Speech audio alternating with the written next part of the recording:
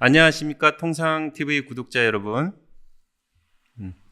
월간 통상 편집장을 맡고 있는 오광진입니다. 네, 산업통상자원부 FTA 서비스 추적과장 한주실입니다. 네, 안녕하세요. 저는 TV조선의 김지아 기자입니다. 예, 오늘도 우리 김지아 기자님 나오셨는데 갈수록 흥미로운 주제 잘 소개해 주셔서 너무 감사합니다. 오늘의 주제는 뭔가요? 네, 오늘은 사실 일본 얘기를 좀 해보면 어떨까 싶은데요. 사실 최근에 일본 중앙은행 관련해서 뉴스 보신 적 좀 있습니까? 예, 있죠. 네, 최근까지 일본이 세계 유일의 마이너스 금리 국가였잖아요. 맞아요. 최근에 그렇죠. 그걸 벗어났다고 하더라고요. 네, 맞습니다. 이 마이너스 금리, 이거를 조금 설명을 드려야 될 것 같은데, 간단히 설명을 드리면 저희가 보통 은행에 좀 예금을 맡기거나 하면은 이자를 받고 또 은행에 대출을 한다 그러면 받으면은 또 이자를 저희가 내잖아요. 그런데 마이너스 금리는 이걸 좀 뒤집어 버린 겁니다. 그래서 예금자가 은행에 돈을 맡기면서 오히려 되레 좀 이자를 물어야 하는 이런 수수료 내야 상황인데. 된다는 얘기네. 네, 물론 이게 정책 금리가 네. 좀 마이너스가 됐다고 해서 은행 금리, 은행 예금자에게 실제로 좀 적용된다 이것까지는 아니고요. 일본 예만 좀 들어보면 일본의 경우에는 마이너스 금리 기간 동안 0.01에서 0.2% 안팎의 이런 금리가 적용이 되긴 했습니다. 그런데 사실 이걸 생각을 해보면 은행을 오가는 수고라던가 뭐 수수료 맞아요. 이런 거를 물가. 생각하면 물가도 굳이, 있고. 그렇죠. 네, 네. 그래서 굳이 은행에 맡겨야 되나 이런 그러겠네요. 것으로 좀 볼 수 있을 텐데 그래서 취지는 돈을 써라, 아끼지 말고 또 투자를 하던지 뭐 월급을 올려주던지 이런 식으로 해서 돈을 은행에 가져오지 말고 좀 시중에 융통이 되도록 해서 경기를 좀 부양시키려고 한 이런 취지라고 볼 수 있겠죠. 그래서 마이너스 0.1% 금리를 유지한 게 2016년 2월부터 지금 아베노믹스라고 저희가 부르죠. 이 아베 총리 시절부터 돈을 좀 크게 풀겠다. 아베 총리 어떻게든 좀 경기를 어떻게든 살려보겠다. 그래서 인위적으로라도 물가를 좀 어떻게 올려보겠다 하면서 경기를 살려보겠다는 취지로 시작을 했었고요.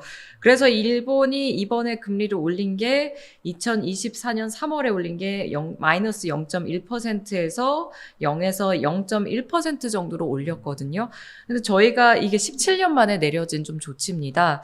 근데 저희가 보통은 베이비 스텝 이러면은 뭐 미국도 그렇고 우리나라도 그렇고 0.25%포인트씩 올리잖아요. 네. 근데 일본의 경우에는 워낙 좀 마이너스였다 보니까 일본 입장에서는 0.25%포인트는 자이언트 스텝 수준으로 볼 수밖에 없기 때문에 이번에는 일단은 0.1%포인트만 올린 것으로 보입니다. 베이비 스텝을 한 거네요. 네, 그렇죠. 근데 이게 지금 얘기하신 거 보니까 이제 17년 만에, 그렇죠. 17년 만에 이제 금리를 올린 거잖아요. 근데 이번에 발표된 걸 보면 금리만 올린 것도 아니고 뭐 여러 가지 복합적으로 뭐 한 것 같던데. 맞아요. 굉장히 좀 큰 네. 변화들이 있어서 제가 하나씩 좀 짚어드릴 텐데 일본 중앙은행은 미국 연준이랑 또 영국 영란은행과 함께 글로벌 3대 중앙은행으로 꼽히거든요.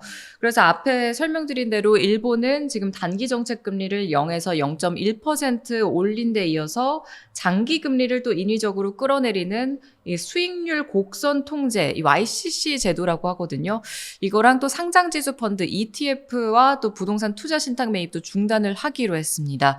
뒤에 좀 더 자세히 설명을 드릴 텐데 이 수익률 곡선 관리와 ETF 매입은 이 시장에 좀 유동성을 공급하는 좀 일본 은행의 좀 대표적인 정책이었거든요. 그런데 이것도 수년 만에 지금 굉장히 좀 큰 변화가 생겼다고 볼 수 있습니다.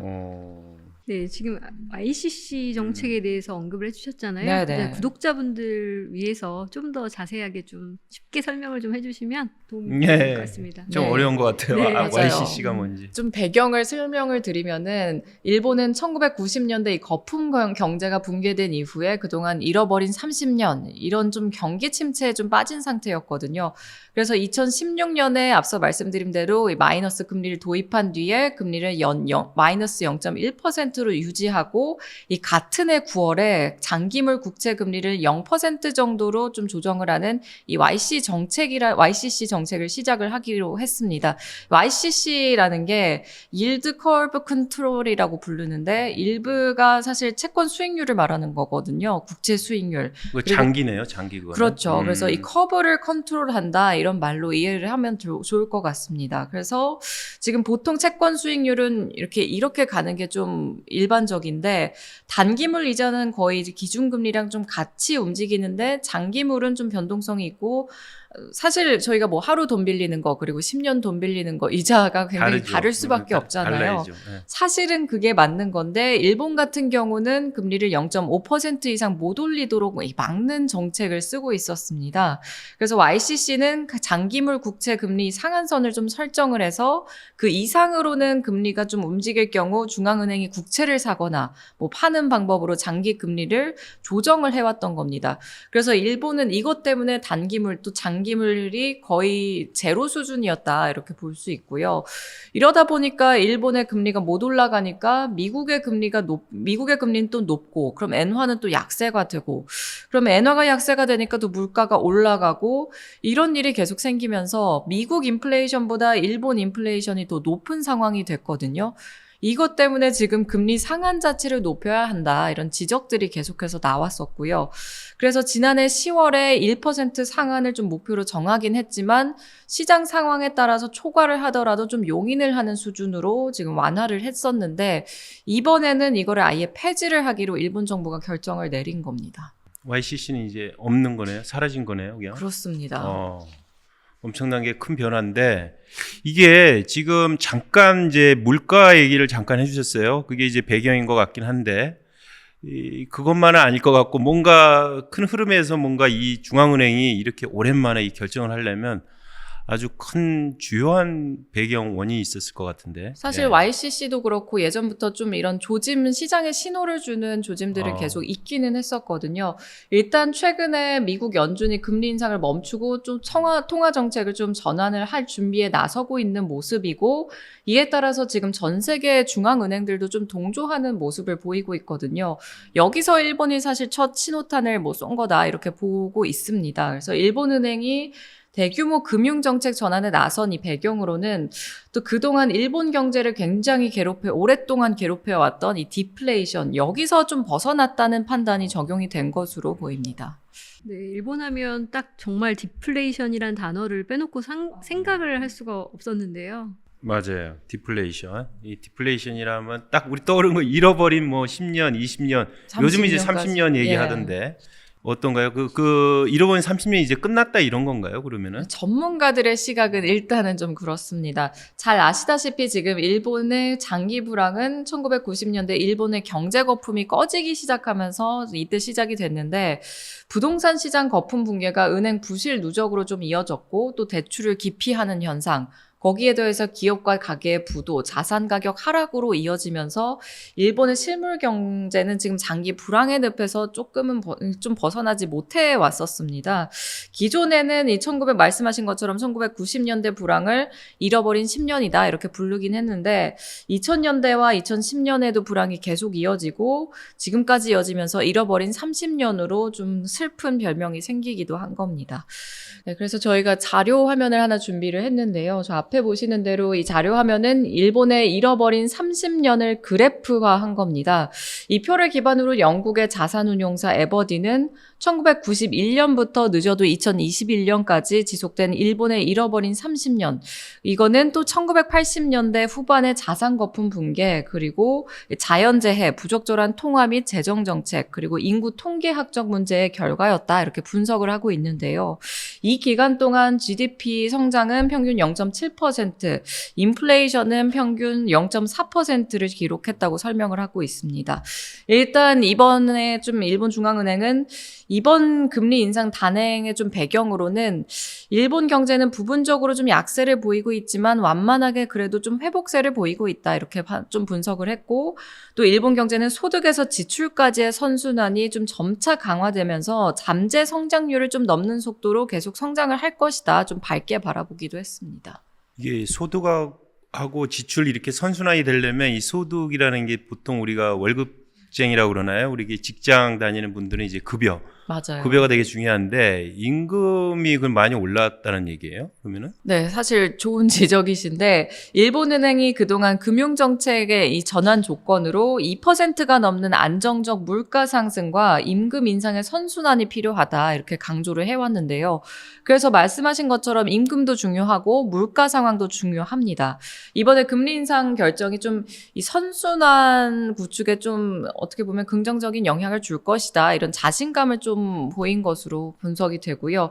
실제로 또 외신 보도가 있었는데 이 니혼게이자이 신문과 월스트리트가 보도한 일본의 소비자 물가지수 등락 추이를 보면요. 일본의 소비자 물가지수는 1년 전보다 3.2% 오르면서 1982년 2.8% 이후 최고치를 기록을 했습니다. 이 수치가 과거 제2차 석유파동의 영향으로 지금 물가가 치솟았던 1982년과 같은 수준이라고 하고요. 하지만 지금 보시는 것처럼 지난해 11월부터 지금 계속해서 2%대 물가 상승률을 이어가고 있죠. 지난 2월 이 소비자 물가지수가 지난해 같은 달 대비 2.8% 올랐는데 일본의 소비자 물가지수는 30개월 연속 이 전년 동월 대비 상승을 했습니다. 그리고 일단 일본은행이 마이너스 금리 해제 우선 조건으로 제시해왔던 2% 물가 상승률 이거는 일단 충족을 한 상황으로 보여지고요. 그리고 로이터 외신 보도도 좀 있었는데 임금 얘기가 나옵니다. 먼저 일본은행이 통화정책 전환에 적극적으로 나설 수 있었던 배경, 기업들이 잇따라 임금 인상에 나서준 겁니다.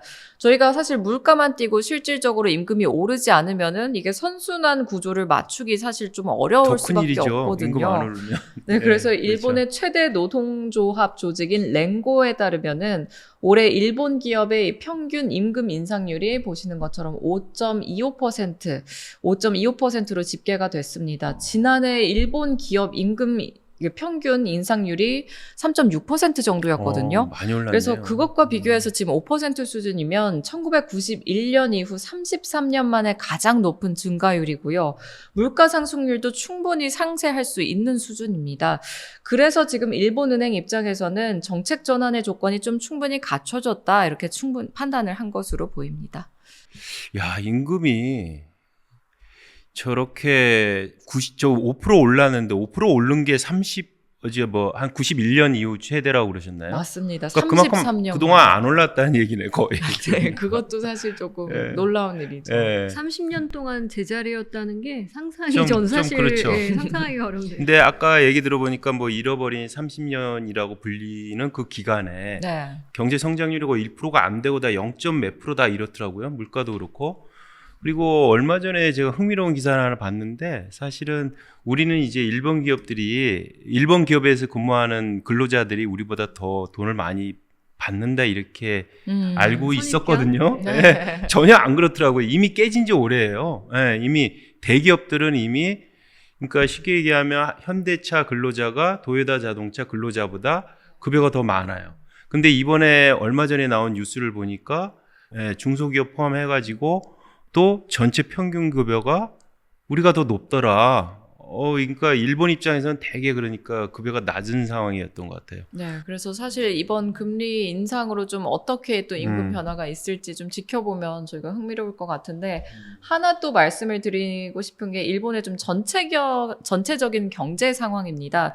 일본의 경제가 비교적 또 순항을 하고 있다 이런 분석들이 많이 나오거든요. 그래서 일본은 지난해 실질 이 GDP 1.9%를 기록해서 한국 1.4%를 앞질렀습니다. 네, 그래서 일본의 경제 성장률이 한국을 추월한 게 외환 위기가 발생한 또 1998년 이후에 25년 만이고요.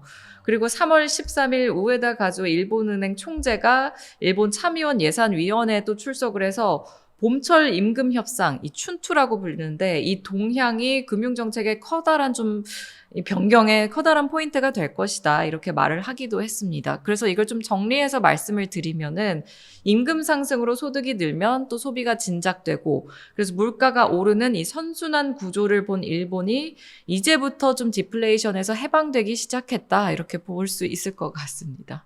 일본 정부 입장에서 상당히 이게 긍정적인 뉴스일 수도 있는데 네. 사실 정부 입장에서는 어떤 이렇게 획기적인 어떤 정책 변화를 가져오는 게 이게 시기상조가 아니냐 이런 우려도 있을 것 같거든요. 맞아요. 그런- 일본 정부가 굉장히 지금 좀 심중론을 취하고 있습니다. 또 다른 외신 보도도 있었는데요. 이 외신에 따르면 일본 정부 일각에서 디플레이션 종식 선언이 경기 부양에 도움이 될 것이라고 믿는 한편 종식 선언에 대해서는 또 신중한 입장을 취해야 한다 이런 의견도 있다고 보도를 했고요. 통화정책 선언 이후에 다시 디플레이션이 지속될 수 있는 상황은 충분히 올 수 있다. 다시 그래서 옛날로 돌아간다. 네, 아, 일단은 그렇게 좀 했구나. 경계하는 목소리도 있다. 음. 이런 보도들도 있었습니다. 이건 또 다른 외신 보도인데요. 이 외신을 보면은 하야시 요시마사 이 관광장관이 일본 경제가 다시 디플레이션으로 돌아갈 전망은 없다고 말할 수 있는 상황에는 도달하지 못했다라고 말하기도 했습니다. 아직 일본 정부가 디플레이션 이 종식을 선언하기에는 좀 이르다는 생각을 가지고 있지 않나 이런 좀 외신 보도들로 보입니다. 네, 그렇다면 저희가 또 궁금한 게 음. 엔화가 과연 그러면 오를까요? 그러니까 그렇게 되면 또 일본 경제는 어떤 영향을 미치게 될 건지 그 점이 또 정말 그러니까 궁금한데요. 이 금리라는 게 우리가 경제학에서 보통 얘기하면 돈의 가격 이렇잖아요. 금리 올리면 돈의 가치가 올라가니까 엔화 당연히 오를 거다라는 게 그냥 기대겠죠. 일반적인 관측이에요. 맞아요. 네. 저도 사실 그렇지 않을까 생각을 하긴 했는데 조금 더 지켜봐야는 할 것 같습니다. 일단 일본은행은 정책 전환은 주가, 환율 등 이 금융시장에 좀 상당한 영향을 일단은 줄 것으로 보이는데 가장 먼저 지금 장기간 이어지고 있는 이 엔화 가치 하락 이 현상이 좀 상승으로 방향을 틀지 여기에 말씀하신 것처럼 관심이 굉장히 많이 쏠리고 있습니다. 그런데 미국과 일본의 금리 차가 지금 엔저의 좀 주요 원인이었던 만큼 일본 금리가 오르면 엔저 기조에서는 벗어날 가능성이 지금 일단은 커 보이는데요. 그럴 경우 일본으로 가는 지금 뭐 여행객들, 한국인들은 과거와 같은 수준의 좀 엔저 효과를 누리기는 힘들 수도 그러네요. 있다. 이런 분석들도 나옵니다.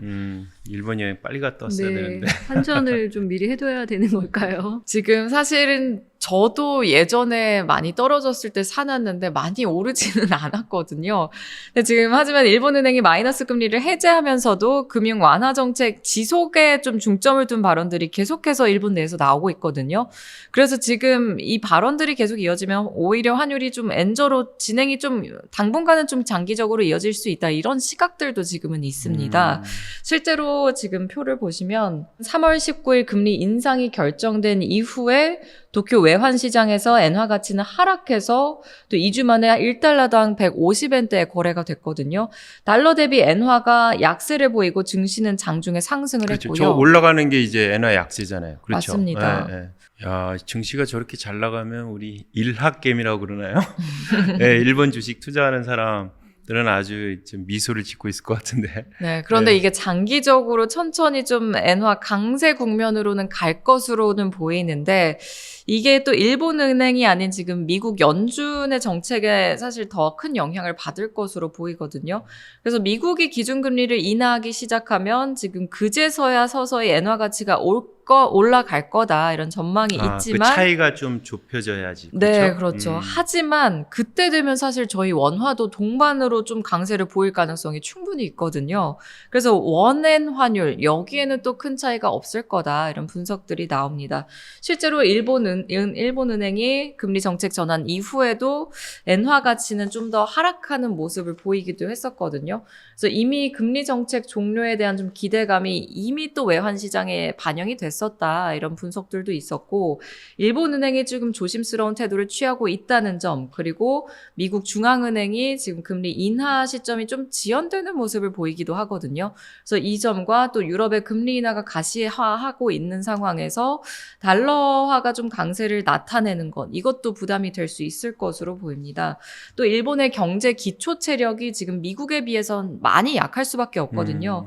그래서 이것도 좀 엔화 약세를 부추길 수 있다 이런 분석들도 있습니다. 그러네요. 지금 사실 일본 얘기를 하고는 있지만 일본만 봐서는 일본의 금리라든가 엔화의 향방을 알 수는 없다. 그러니까 네. 미국도 봐야 되고 유럽도 봐야 되고 이 글로벌리하게 봐야 된다. 뭐 그렇게 이해하면 될 것 같습니다. 맞습니다. 지금 미국 연준이요. 또 외신 보도가 있었는데 현재 5.25에서 5.5%인 금리를 2026년 말까지 3에서 3.25%로 인하할 것이다. 이렇게 밝혔었거든요. 그래서 파이낸셜 타임스는 일본의 마이너스 금리 종료는 엔화의 새로운 또 변동성 시대를 가져올 것이다. 장기적으로 많은 사람들은 이 일본의 다른 경제 변화에 맞춰서 엔화가 절상될 것이라고 믿는다. 이렇게 보도를 하기도 했습니다. 그러니까 큰 방향은 그쪽으로 가긴 가겠네요. 네, 그렇죠. 이제 좀 시기의 시간이 문제고. 얼마나. 네. 근데 우리 투자하시는 분들 입장에서는 그 시기 타이밍이 되게 중요한데 그걸 보려면 일본만 보지 말고 좀 미국이라든가 다른 나라의 동향도 잘 봐야 된다.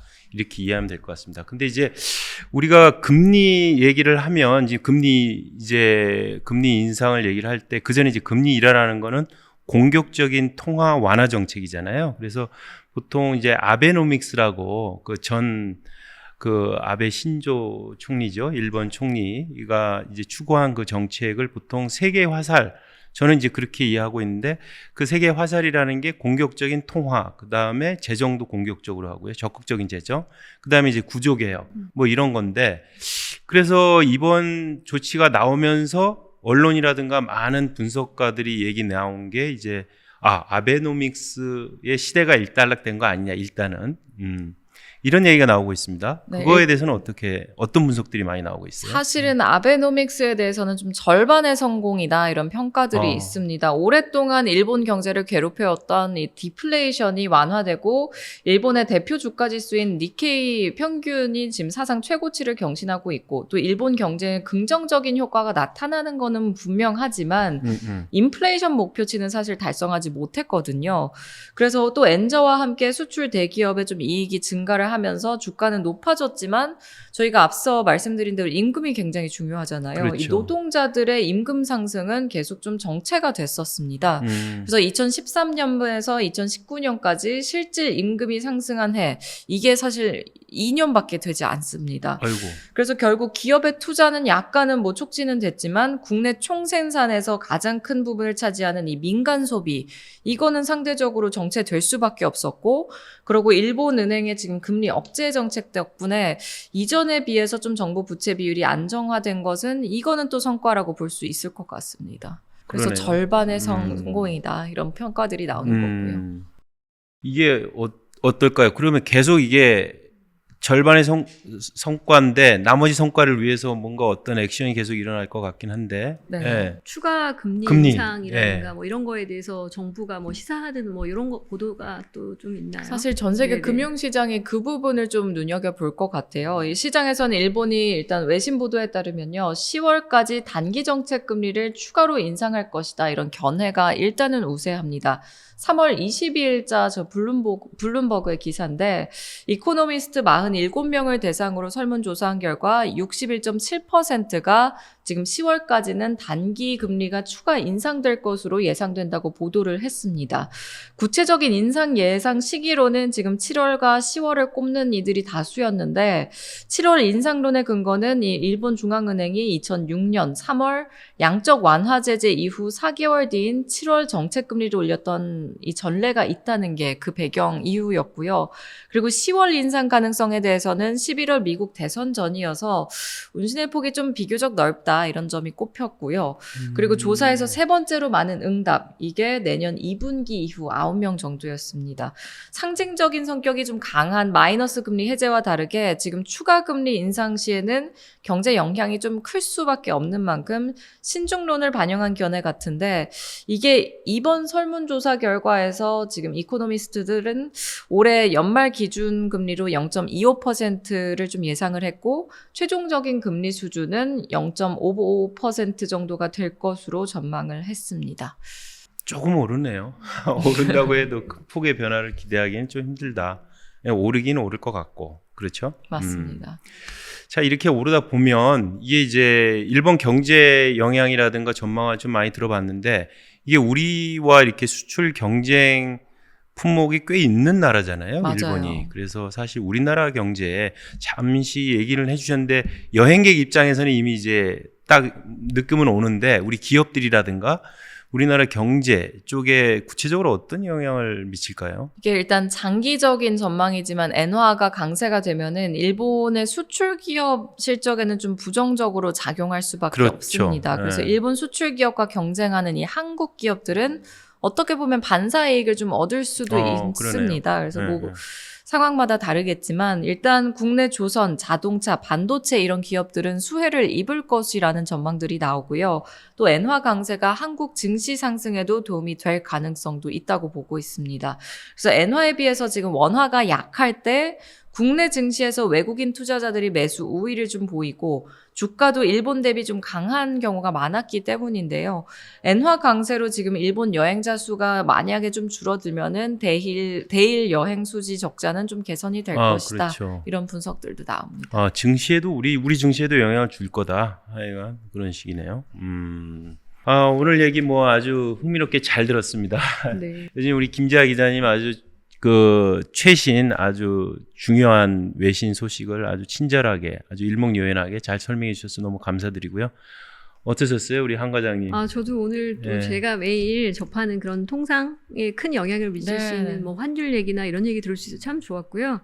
제가 마무리하고 하나 딱 네, 네. 말씀드리고 싶은 거는 그 미국이 환율을 인위적으로 조작하는 국가에 대해서 그 감시망을 정말 그러니까 감시망을 촘촘히 짜놨어요. 네. 그래서 특히 이제 트럼프가 워낙에 또 이걸 되게 중요시하는 거거든요. 그래서 아무래도 대선 앞두고 일본도 그러니까 환율을 그 시장 논리에 맡기지 않고 이렇게 인위적으로 뭔가를 하는 그런 것들은 아예 뭐 그 생각을 못하지 않을까. 그러니까 그러다 보면 그런 측면에서도 자연스럽게 시장 경제 논리에 맞게 환율이 좀 변하지 않을까. 뭐 그런 생각을 좀 해보게 됩니다.